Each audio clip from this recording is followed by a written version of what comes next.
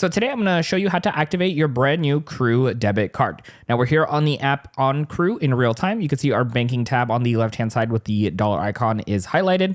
So all we got to do is go ahead and scroll down here on the main page. And from right over here, you're going to see where it says cards. And you can see this next section here that says physical debit card and the word activate. Let's go ahead and click on this. Now right over here, you might have additional names if you ordered multiple debit cards. For us, it's just one person here. So we're going to go ahead and checkbox that. And then the next button is highlighted here at the bottom. Now here on the next page, it is going to show you the PIN for that debit card that you're going to have. And if you need to change it at the very bottom here, it says set custom PIN. Make sure you click on that to change that PIN. If everything here looks good, all you got to do is click on the word activate. And right over here on the next page, it's just letting you know about ATM networks. And if there are any fees, they are covered and reimbursed up to 20 times per family per year.